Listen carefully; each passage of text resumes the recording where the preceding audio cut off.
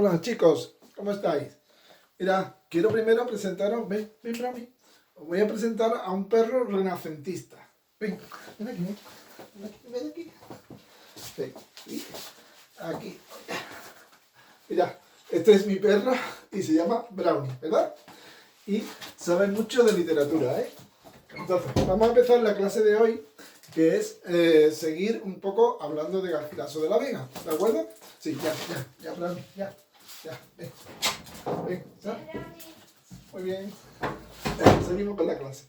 Entonces, hoy vamos a seguir hablando de las poesías de Garcilaso de la Vega. Hemos hecho una introducción al Renacimiento y hemos hecho una introducción a lo que es la lírica renacentista. Bueno, pues hoy me quiero centrar en los autores.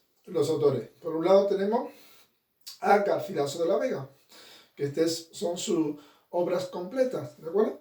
Bueno, ¿quién es Garcilaso de la Vega? Bueno, Garcilaso de la Vega es el introductor de la poesía renacentista en la lírica española, aunque se suele decir que su maestro fue Juan Boscán.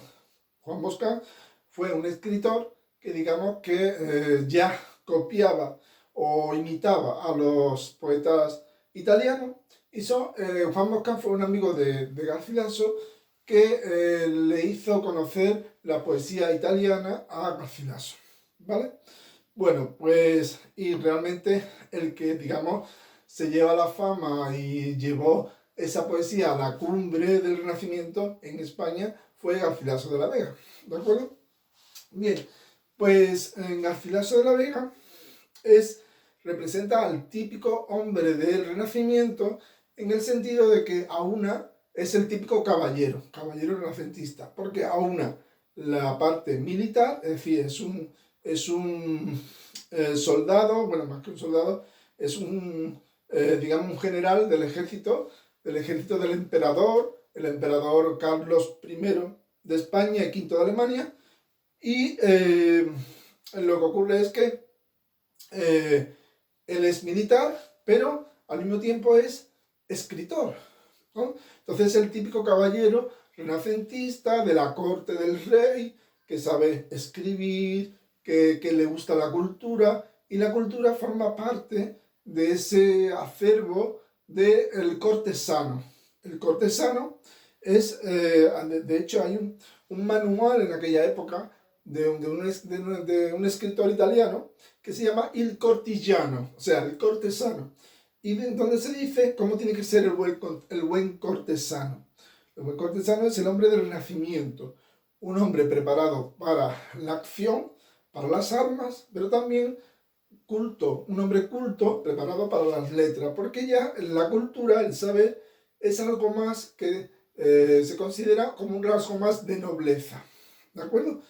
Y no solamente en la cultura, también el saber desenvolverse en las fiestas palaciegas, en la corte, tanto del rey como de los nobles. Todo eso se ha ido forjando durante el siglo XV, donde ya los nobles empezaron a ver la cultura como algo más, como una seña de identidad más de la nobleza, que lo diferenciaba del pueblo. Y entonces eso en el Renacimiento todavía se sigue profundizando, ¿no? Bien, pues Garcilaso de la Vega es un hombre que se mueve en la corte del emperador Carlos V, que va a ser el emperador, el rey de España, pero también emperador porque lo corona el Papa y es el dueño de Europa, se puede decir, ¿de acuerdo?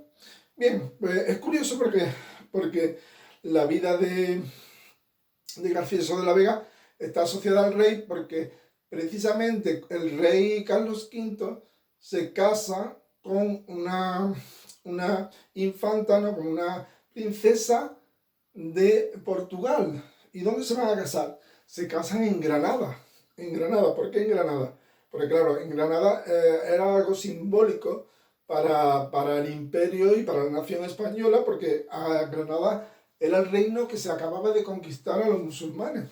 Y entonces allí en la Alhambra de Granada, en ese maravilloso lugar, se van a celebrar las bodas de Carlos V con la princesa de Portugal. ¿De acuerdo?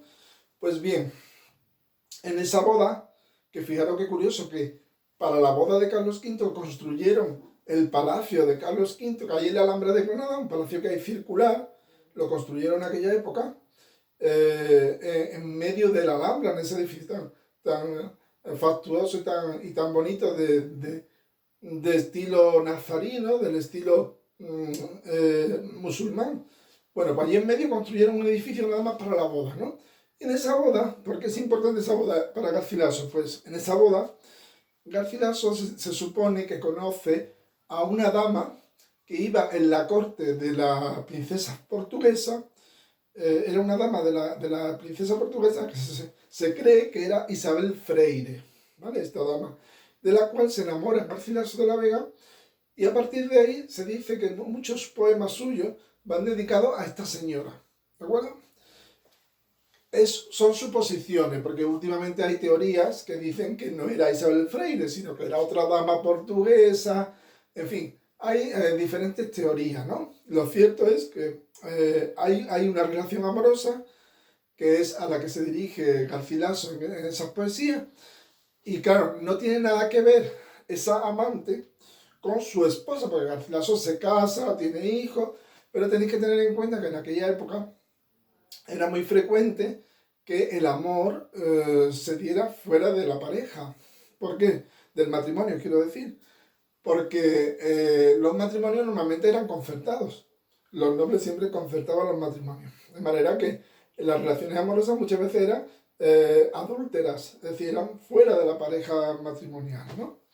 Bien, lo importante para nosotros es que Garcilaso, por un lado, tiene ahí una relación con esta mujer conflictiva, en el sentido de que esta mujer no le corresponde, en la medida que luego también ella se casa, y ahí tenemos las quejas de Garcilaso, ¿no? Pero luego esta mujer se supone que muere a raíz de un parto, algo muy frecuente en aquella época.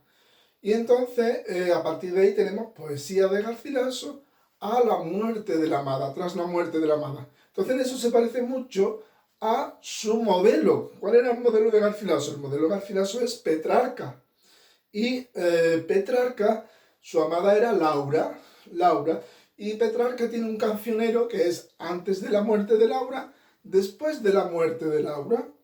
Pues algo muy similar vamos a encontrar en Garcilaso. Tenemos poesía antes de la muerte de Isabel y después de la muerte de Isabel. Aunque en las obras de Garcilaso no aparece el nombre de Isabel, sino que aparecen otros nombres. ¿De acuerdo? Bien, entonces tenemos a Garcilaso y otra cosa importante de la vida de Garcilaso es que en algún momento, por una serie de problemas que tiene, lo destierra el rey a una isla del Danubio. Entonces fíjate qué curioso, tiene poemas donde él escribe en esa isla del Danubio, escribe algunos poemas. Y luego también, en otra época, tenemos que lo destinan a Nápoles. Nápoles el reino de Nápoles pertenecía a la corona española a través de Aragón, ¿vale? Entonces, al sur de Italia pertenecía totalmente a la corona española. Y eso también ayudó a que Garcilaso conociera de primera mano a los poetas italianos y aprendiera el italiano de manera que se impregnara de toda esa tradición petrarquista. ¿De acuerdo? Bien, pues vamos entonces a hablar un poquito de la obra de Garcilaso.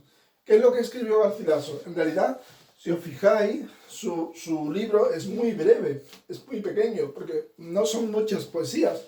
Y sin embargo, se ha convertido en un referente de la literatura española, ¿no? A pesar de que tienen pocos poemas. Pues bien, sus obras son sonetos, son églogas, elegías y odas o canciones. Todos son imitando a la poesía italiana primero y luego a la poesía latina.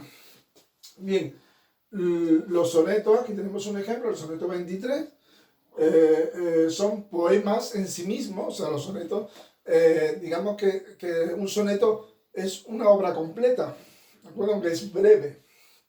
Luego tenemos las églogas, que las églogas son poemas pastoriles, o sea, imitan a una poesía que hacía Virgilio, un poeta latino, y consiste en historia de pastores, pero pastores idealizados.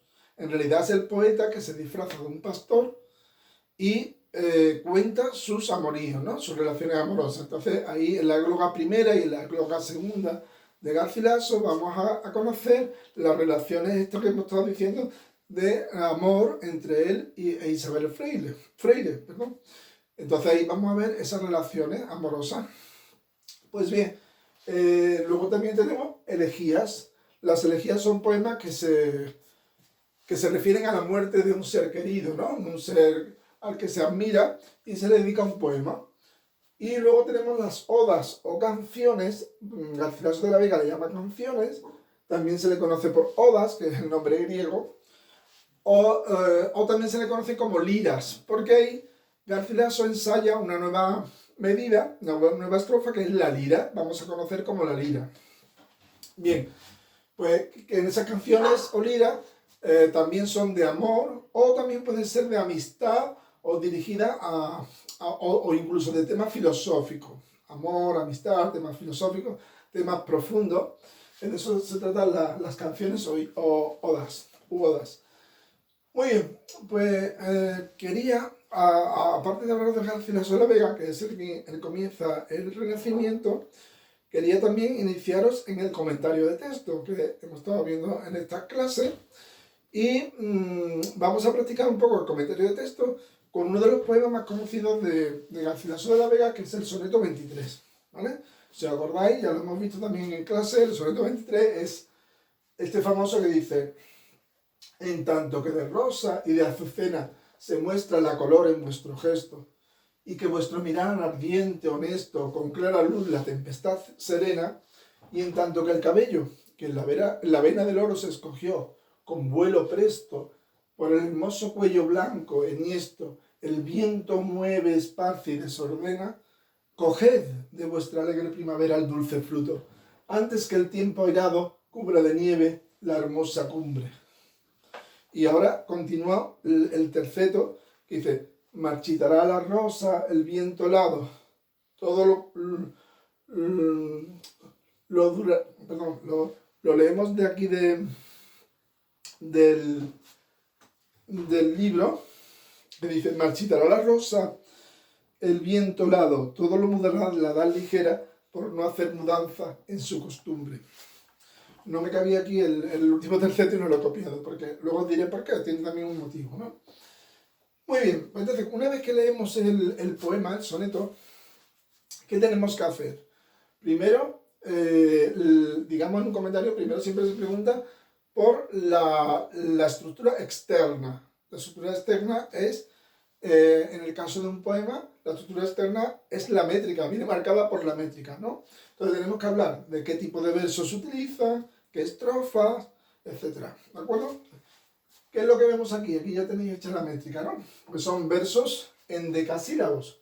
Son versos de 11, 1, 2, 3, 4, 5, 6, 7, 8, 9, 10 y 11. Como podéis ver, la sinalefa, hay que hacer la sinalefa, ¿no? La sinalefa es la unión de una vocal con otra vocal de palabras distintas, pero que se unen en la misma sílaba. Entonces, si vamos contando, todos son endecasílabos. Acordaros que el endecasílabo tiene que tener acento en la sexta y en la décima sílaba, ¿no? Tenemos 1, 2, 3, 4, 5, 6, ¿no? Rosa, en tanto que de rosa y de azucena. Entonces, aquí tenemos la sexta sílaba y en la décima tenemos que son los acentos fuertes, por eso es un endecasílabo. Y aquí seguiríamos: se muestra la color en vuestro gesto. ¿De acuerdo? Muy bien, estos son los endecasílabos. Y ahora, mirad la rima. La rima es azucena con serena, azucena, serena, gesto con honesto. Es decir, que tenemos A, B, B, A. ¿Cómo se llama esto? A ver, ¿quién lo sabe? ¿Cómo se llama esto? 11A, 11B, 11B, 11A. Es un, exacto, por allí lo han dicho, un cuarteto. Es un cuarteto. Entonces tenemos un primer cuarteto y un segundo cuarteto con la misma rima. Y luego vienen los dos tercetos. Entonces, dos cuartetos y dos tercetos forman un soneto. Entonces la estructura métrica sería versos en decasílabo, rima consonante, consonante porque terminan igual, ena, ena, esto, rima consonante, dos cuartetos, dos tercetos, forman un soneto. Eso sería la estructura externa, ¿de acuerdo? Pues bien, aunque es importante saber eso, pero no es lo más importante. Lo más importante va a ser la estructura interna. ¿Qué es la estructura interna de un texto? Pues ver las partes que hay en un texto, las partes según las ideas que se va diciendo. Es decir, ya aquí no importa tanto la métrica, los cuartetos, los terceros, sino qué idea vamos viendo en este soneto, qué es lo que nos está diciendo, qué nos está comunicando. ¿De acuerdo? Bueno, pues entonces estructura interna. En la estructura interna, ¿qué vamos a ver? Pues, si os fijáis, lo primero que encontramos en este soneto es una descripción de una mujer. Es lo que se llama un retrato, una primera parte, que forman los dos cuartetos, forman una primera parte, que es el retrato de la mujer. Se está describiendo una mujer, ¿de acuerdo? Vamos a ver los rasgos principales de esa descripción. Fijaros lo que dice. En tanto que de rosa y azucena se muestra la color en vuestro gesto. O sea, lo primero que habla es del gesto. ¿Qué quiere decir el gesto? El gesto, cuando decimos el gesto de una persona, es la expresión de la cara, ¿no? El gesto es la cara, el rostro, realmente. Se está refiriendo al rostro. Entonces, ¿cómo es el rostro de esta mujer? El rostro es de rosa y de azucena.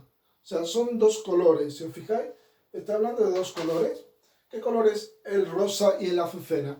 Son dos flores, si os fijáis. Estamos hablando de dos flores. Lo podríamos poner así para verlo. Son dos flores que son rosa y azucena. La rosa tradicional, una rosa tradicional, ¿de qué color es? Es roja, ¿no? Una rosa es roja. Y la azucena es blanca, es una flor blanca. Entonces, ¿qué quiere decir? Que la cara es roja y blanca. O sea, en realidad son dos colores que contrastan, ¿no? Blanca, ¿por qué? Porque la piel de la mujer es una piel blanca, es una mujer de piel muy, muy blanca, pero sonrosada. Ese rosa está en las mejillas, una mejilla sonrosada. Luego vemos que esos colores va a tener una incidencia en los adjetivos posteriores, ¿no? Fijaros que la primera parte de la mujer que se describe es la cara. Luego, de la cara se pasa hacia arriba, a los ojos. Entonces dice, y que vuestro mirar se refiere a la mirada, ardiente, honesto, ¿no? Fijaros que ahora aparecen dos adjetivos, ardiente y honesto. Entonces, por un lado, tenemos que en la descripción va a haber una serie de elementos que he puesto en azul, que son los elementos que vamos a describir. En realidad lo que se va a describir aquí es el busto de la mujer. El busto es, digamos, desde aquí, desde el cuello para arriba. Y fijaros que sigue siempre un orden. El orden ha empezado por la cara, luego se va a los ojos, luego al cabello, y luego el cabello baja hacia el cuello. O sea, es una línea envolvente. O sea, fijaros, cara, mirada, cabello, cuello. Pero el cuello es porque el cabello va bajando hacia abajo, es un pelo largo, ondulante al viento. ¿De acuerdo? Es el cabello rubio de la mujer. Bien, pues eso está pensado también en ese orden. No es un orden aleatorio, es un orden pensado. Entonces, esa primera parte es un retrato de la mujer, del busto de la mujer, un retrato físico. Es un retrato físico literalmente, pero también es un retrato interno, porque también nos dice algunos aspectos de esa mujer interiores. Por eso no solamente es físico, también en cierta manera es psicológico. ¿Por qué? Porque fijaros, que dice que la mirada es ardiente y honesta. Fijaros que ardiente se relaciona con rosa, mientras con esto se relaciona con azucena, perdón. Entonces, ¿por qué? Pues porque ardiente y honesto también están contraponiéndose en cierta manera, ¿no? ¿Qué quiere decir la mirada ardiente? Cuando se habla del fuego del rojo, del calor, siempre se hace referencia al amor. Estaba hablando del amor. Una mirada ardiente es una mirada, bueno, apasionada y enamorada. Realmente está diciendo que es una mirada enamorada, ardiente. Pero ese amor no es un amor loco, como podríamos pensar, sino que es una mirada honesta. Es decir, al mismo tiempo que ardiente es honesta. Ardiente tiene que ver con el rojo que hemos dicho antes, mientras que honesto tiene que ver con el blanco. Porque el blanco es pureza, el blanco, claro, es inmaculada, pureza, y se relaciona con la honestidad, es decir, que es una mujer virgen, es una mujer virgen, es una mujer que se reserva, ¿no? Digamos, pero al mismo tiempo es ardiente. Entonces, aquí se guarda el equilibrio típico del Renacimiento. El Renacimiento siempre busca tener un equilibrio, una armonía, que nada esté desencajado, ¿vale? Muy bien, aquí tenemos, todo esto nos puede servir para luego, este análisis que estamos haciendo ahora mismo, luego nos va a servir para ver los recursos estilísticos. Luego veremos que hay muchos recursos estilísticos aquí, ¿no? Muchos recursos literarios que tienen que ver con esto. Bien, entonces, fijaros que ahora dice, con clara luz, la tempestad serena. Fijaros que otra vez tenemos dos elementos contrapuestos. La tempestad, que se relaciona con ardiente, y serena, que se relaciona con honesto. O sea, fijaros cómo se van relacionando las palabras. Tempestad, ardiente, rosa, serena, honesto, azucena. Es decir, que esa mirada, la luz, dice que la luz de esa mirada serena la tempestad. O sea, calma la tempestad. Es un oxímoron. Un oxímoron es cuando hay dos elementos contrarios, pero se asocian esos dos elementos contrarios. ¿De acuerdo? Es decir, calma la tempestad, que la tempestad es algo, tiene que ver con la pasión, ¿no? Algo que desestabiliza, pero dice que la serena, la calma. ¿De acuerdo?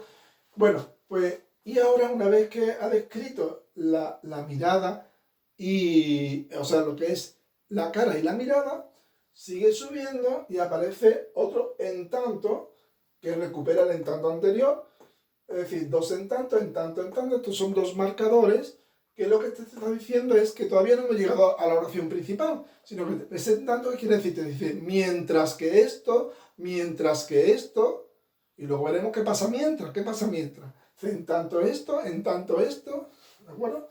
Bien, y ahora dice, y en tanto que el cabello, ahora aparece el cabello, que en la vena del oro se escogió. ¿Qué quiere decir que en la vena del oro se escogió? Que es un cabello de oro. ¿Y qué es un cabello de oro? Pues un cabello de oro es un cabello rubio. Es la mujer típica del Renacimiento, es blanca, rubia. Y ese cabello rubio es un cabello largo, rizado, un poco ondulado, no rizado, pero ondulado.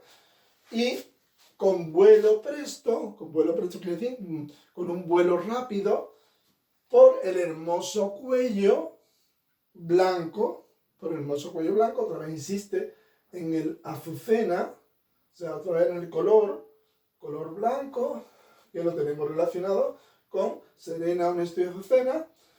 Enhiesto, aquí otro epíteto, en este caso ya enhiesto no es un contrapunto de blanco, sino que es otro rasgo más. Quiere decir que el cuello es blanco y es largo, es un cuello largo, como una columna. Entonces, por el hermoso cuello blanco enhiesto, el viento mueve, aparece en la naturaleza, que es el viento mueve, esparce y desordena. Esto es lo que se llama, luego veremos un recurso que se llama gradación, porque dice que primero el viento lo mueve el pelo, pero después lo esparce y después lo desordena, es decir, va de menos a más, ¿no? Primero lo mueve el pelo, luego lo esparce y luego lo desordena, como que va a más, ¿no? Bueno, después de todo esto que he dicho anteriormente, que es la primera parte, que tenemos el retrato de la mujer, una mujer típica del Renacimiento, ahora dice, coged de vuestra alegre primavera el dulce fruto. Entonces ahora a esta mujer, ¿qué le está diciendo Garcilaso? Aparece un imperativo. un imperativo que aparece en plural, pero podría ser un plural de respeto, ¿no? En aquella época se hablaba a veces de vos, como respeto. O se puede referir a las mujeres en general, a las mujeres jóvenes, ¿no? Entonces dice, coged de vuestra alegre primavera el dulce fruto, antes que otro término temporal. O sea, antes he dicho mientras, coged, antes que, ¿no? Entonces, aquí tenemos otro punto aparte. Entonces, en esta segunda parte, ¿qué es lo que tenemos? En la segunda parte del poema tenemos lo que se llama el Carpe Diem. Carpe Diem, que era un tópico romano, latino, que recuperan los poetas del Renacimiento, que ya lo hemos comentado, que significa aprovecha el tiempo, aprovecha el momento, disfruta el momento. ¿De acuerdo? Entonces, eso es lo que dice. Aprovecha vuestra alegre primavera. Aprovecha la alegre primavera. ¿Y qué es la alegre primavera? ¿Qué es la primavera? Pues la primavera ahora está hablando metafóricamente de la etapa, de una etapa de la persona.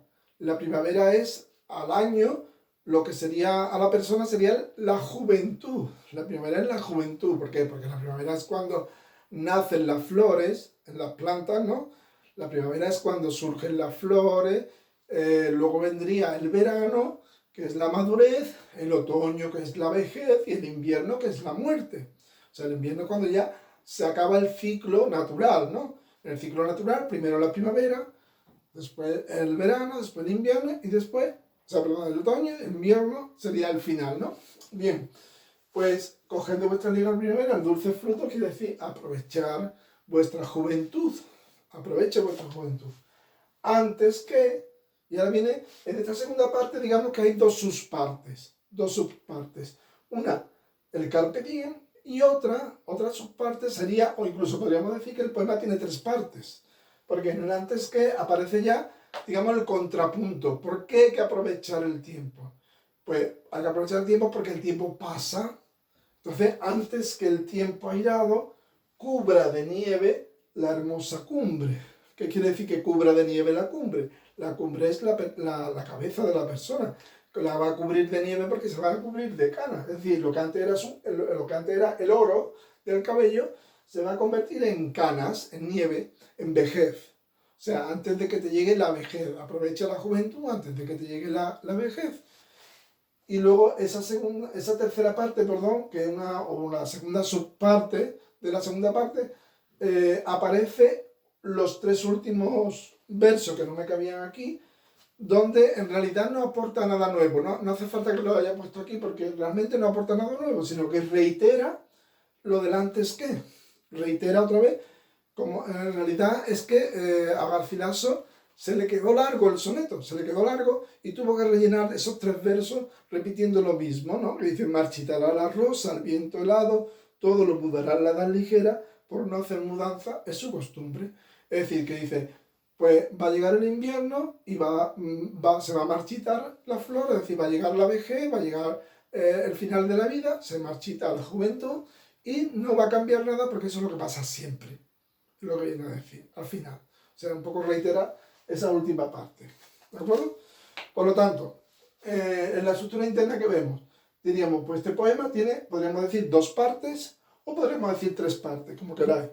Entonces, si decimos dos partes, sería la primera parte el retrato de la mujer, donde se dirige a la mujer, y un retrato de la mujer asociado a colores, a las flores, a las partes del cuerpo, etcétera, donde vemos un equilibrio entre el enamoramiento y la serenidad.